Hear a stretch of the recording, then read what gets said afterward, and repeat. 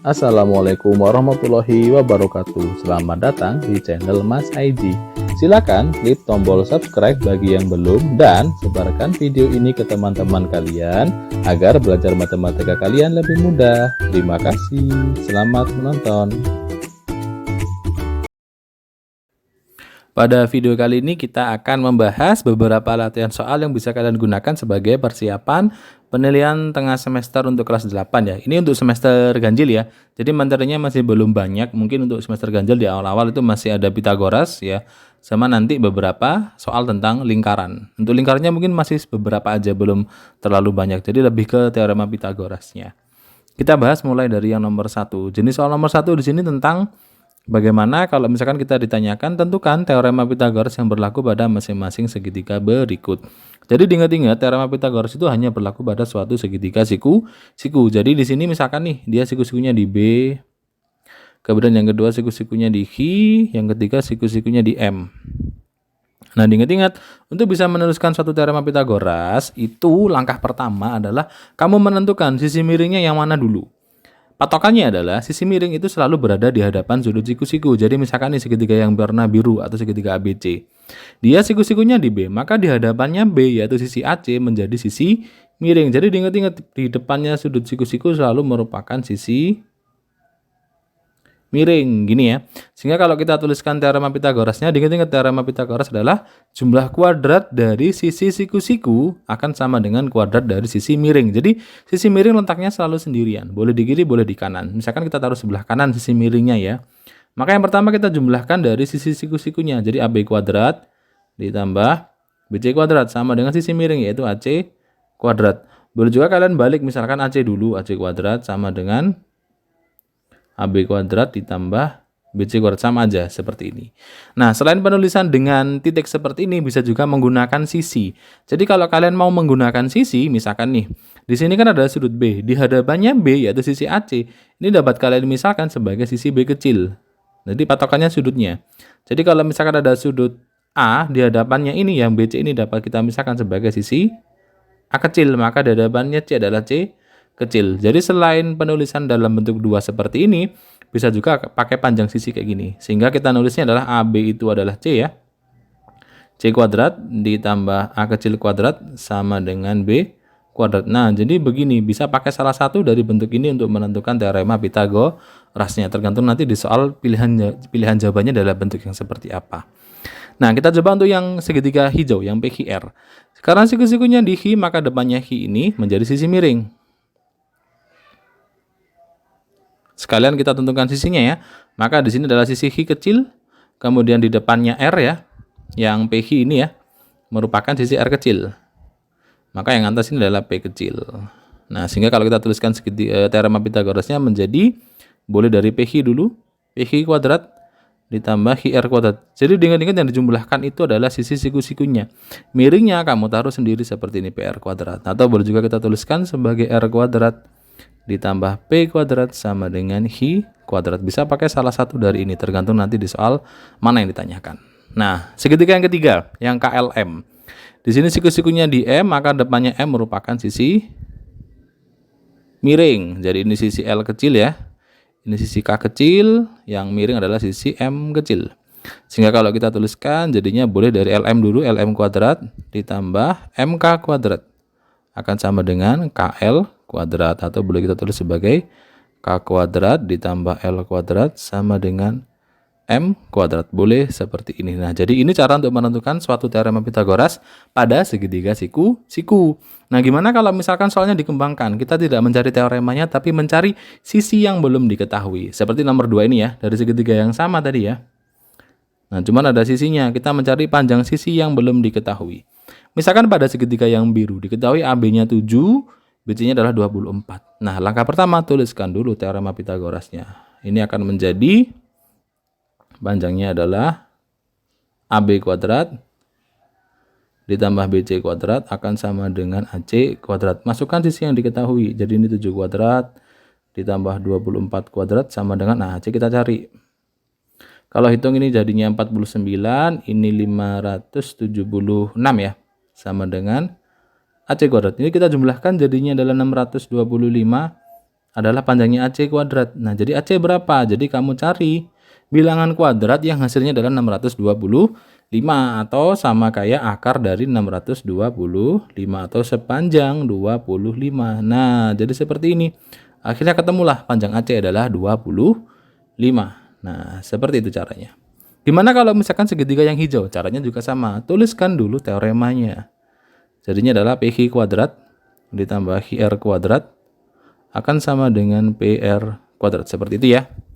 Terus kita isikan, berarti PQ ini kita cari karena masih belum ada. Kemudian QR adalah 8, sedangkan PR adalah 10. Jadinya PQ kuadrat 8 kuadrat itu 64. 10 kuadrat itu 100. Sehingga panjangnya PQ kuadrat adalah 100 dikurangkan 64. Atau PQ kuadrat setara dengan 36 ya. Jadi berapakah PQ? Ya jadi akar dari 36 atau berapa kuadrat yang hasilnya 36? Jawabnya adalah 6. Nah, seperti ini cara menentukannya.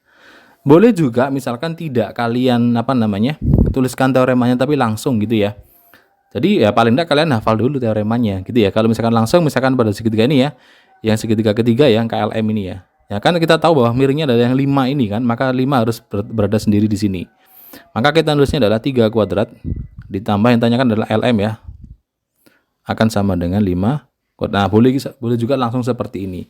Misalkan kalian sudah hafal cara menentukan teoremanya. Tapi kalau misalkan masih bingung, mending langkah awal tulis dulu teoremanya. Baru dimasukkan angkanya seperti ini. Sehingga ini jadinya adalah 9 ditambah LM kuadrat akan sama dengan 25. Sehingga LM kuadrat adalah 25 dikurangi 9 atau LM kuadrat. Ketemu jawabnya adalah 16.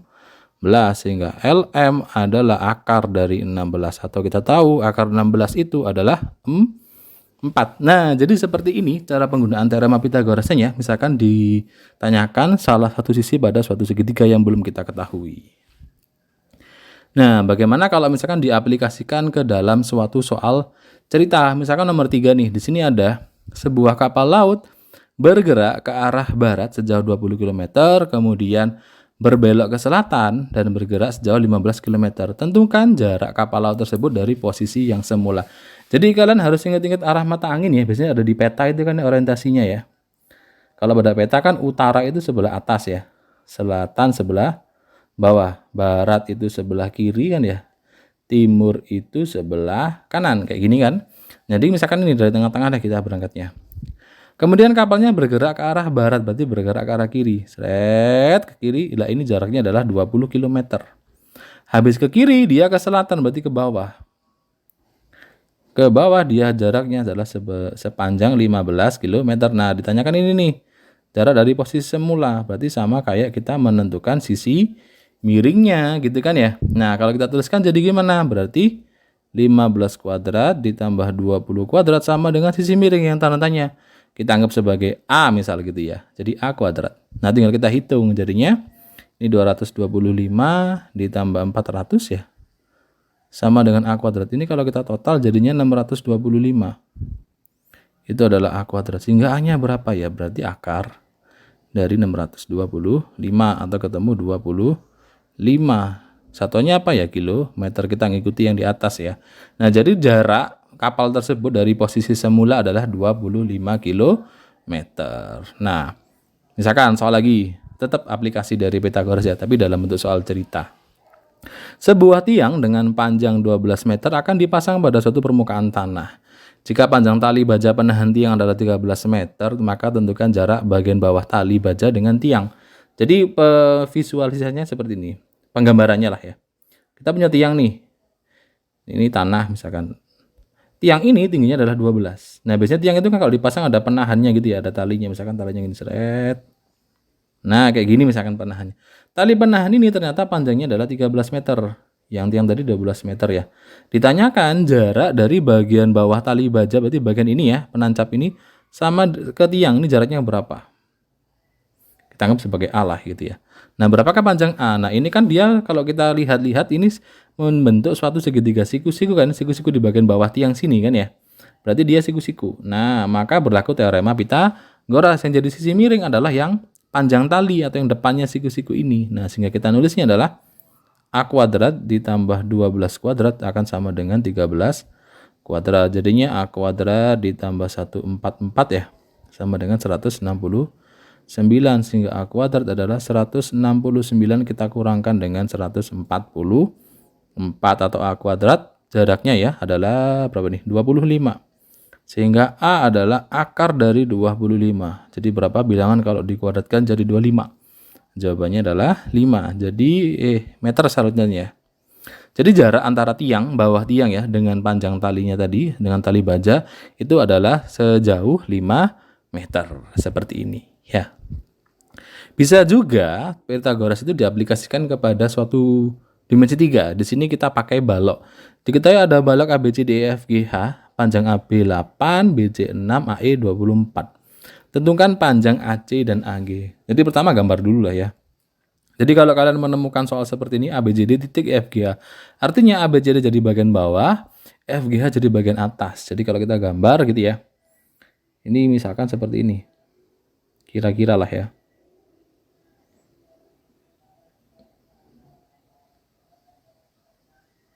Nah kira-kira gambarnya kayak gini.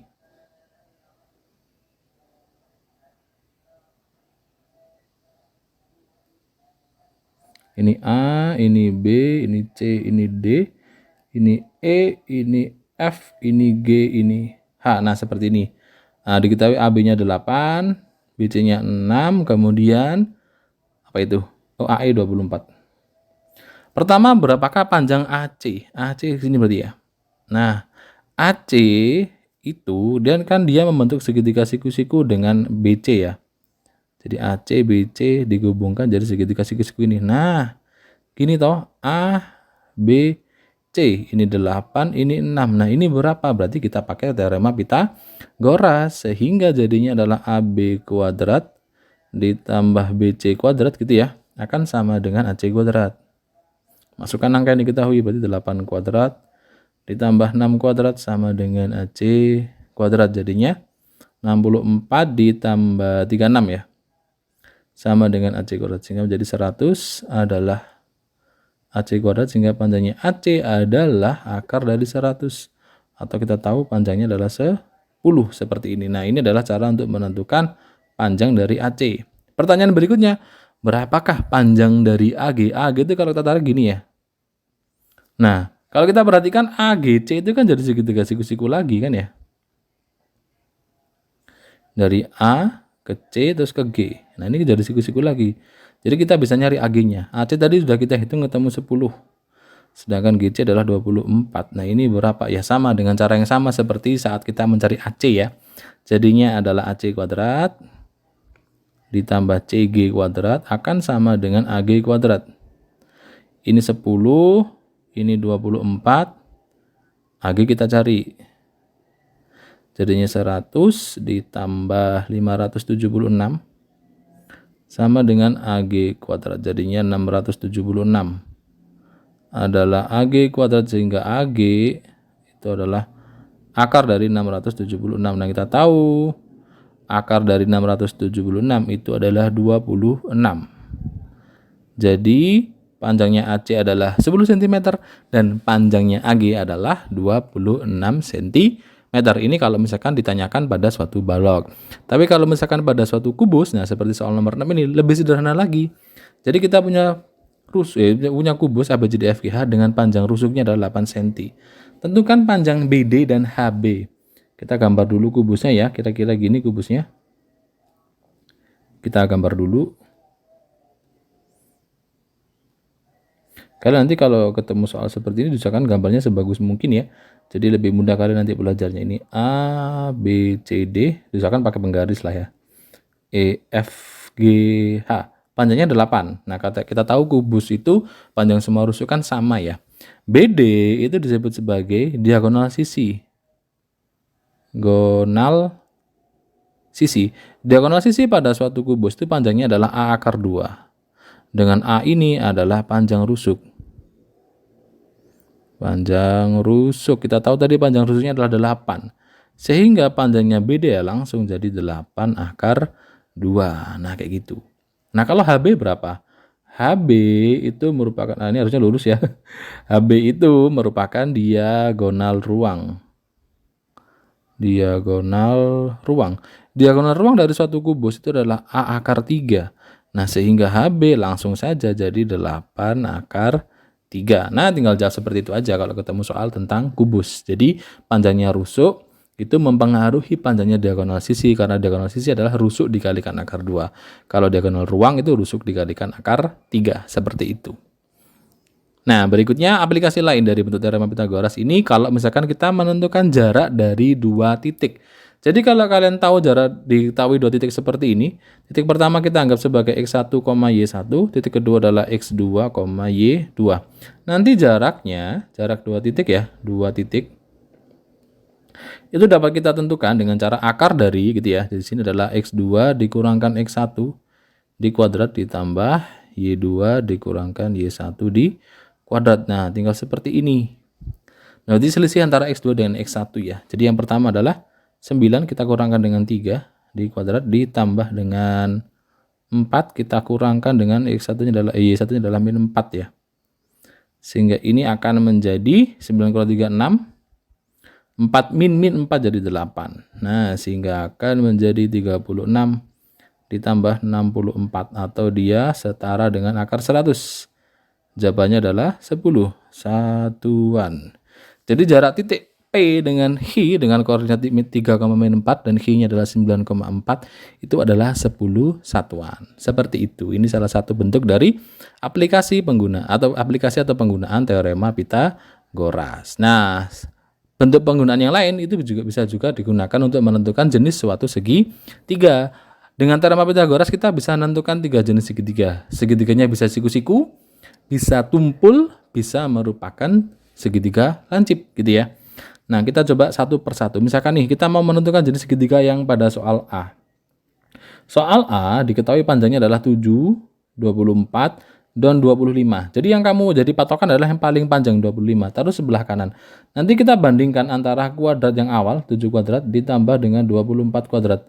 Nanti pembandingnya adalah yang 25 kuadrat. Kita hitung dulu. Ini 49, ini 576 ya. Ini jadi 625. Kita tambahkan. Ini jadinya 625, yang kanan juga sama-sama 625. Ternyata hasilnya sama. Kalau sama, maka dia akan merupakan segitiga siku-siku.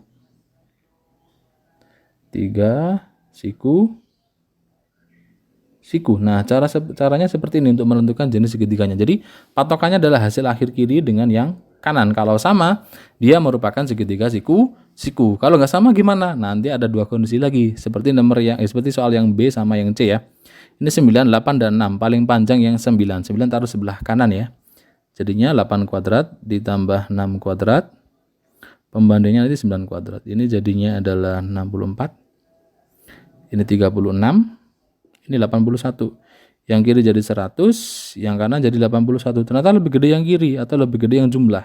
Kalau seperti ini, maka dia akan merupakan segitiga lancip. Jadi kalau lebih gede kuadrat jumlahnya atau yang sebelah kiri seperti ini ya, maka dia akan merupakan segitiga yang lancip. Jadi kalau lawannya lebih gede yang bagian kanan, seperti contoh nomor 3 kayaknya. Yang C ya, ini paling gede yang 6. Jadinya 3 kuadrat ditambah 6 kuadrat, pembandingnya, salah nih, 5 ya. Karena paling panjang 6, 6 taruh sebelah kanan. Jadinya 9 ditambah 25, pembandingnya 36. Ini jadi 34, nah ternyata lebih gede yang 36 toh.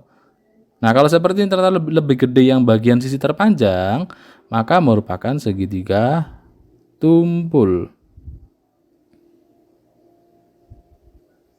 Tumpul gitu ya. Jadi untuk menentukan jenis segitiga berdasarkan teorema Pitagoras cuma terbentuk 3 jenis, yaitu bisa merupakan segitiga siku-siku jika hasil kuadratnya sama, bisa merupakan segitiga lancip jika jumlahnya dari dua ini lebih gede daripada yang sisi terpanjang. Bisa juga merupakan segitiga tumpul jika sisi terpanjangnya kuadratnya jauh lebih besar daripada yang sebelah kiri. Seperti itu. Bisa juga kita menentukan yang namanya adalah triple Pitagoras. Jadi triple Pitagoras itu adalah bilangan-bilangan yang memenuhi kaidah dari teorema Pitagoras. Cara penyelesaiannya hampir sama seperti menentukan jenis segitiga tadi. Cuman yang jadi patokan adalah apakah dia sama atau tidak. Kalau sama merupakan triple Pitagoras, kalau tidak sama jadi bukan triple Pitagoras. Contoh misalkan yang A. Jadi kalian pilih dulu mana yang terpanjang. Terpanjang kan 13 ya. Jadi kita mengujinya adalah 5 kuadrat ditambah 12 kuadrat. Nanti pembandingnya 13 kuadrat. Jadinya ini adalah 25 ditambah 144. Hasilnya 169. Yang kiri jadi 169. Ternyata sama dengan yang kanan. Nah, jadi kalau sama maka dia merupakan triple Pitagoras. Yang B coba terpanjang 9 ya. Taruh bawah sini jadinya 6 kuadrat ditambah 8 kuadrat, pembandingnya 9 kuadrat. Ini tadi ketemu 36. Jadi sudah ini ya, 64 ya. Ini 81. Jadinya 100. Nah, ternyata hasilnya tidak sama. Kalau tidak sama artinya dia bukan triple. Jadi kalau sama jadi triple, kalau tidak sama jadi bukan triple. Ini sama juga ya, paling panjang 15 jadinya 9 kuadrat ditambah 12 kuadrat, pembandingnya yang 15 kuadrat. Ini jadi 81, ini jadi 144. Ini 225. Oh, ternyata sama ini ya, 225 akan sama dengan 225. Maka kesimpulannya dia merupakan triple Pitagoras. Jadi kalau triple Pitagoras hanya dicek apakah sama atau tidak. Kalau sama berarti dia triple, kalau tidak sama berarti bukan triple Pitagoras. Jadi hampir sama cara pengerjaannya seperti nomor 8 tadi ini ya, yang menentukan jenis segitiga. Seperti itu. Nah, juga di Pitagoras itu ada yang namanya segitiga istimewa. Segitiga istimewa ini hanya dibedakan jadi dua jenis. Yang pertama adalah segitiga istimewa yang siku-siku dan sama kaki. Jadi misalkan ini ya, ada segitiga ABC, dia siku-siku di B. Diketahui sudutnya C itu adalah 45 derajat. Ingat-ingat total sudut segitiga adalah 180.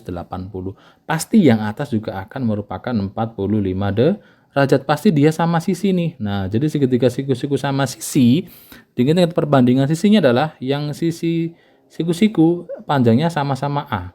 Yang sisi miring adalah A dikalikan dengan akar 2.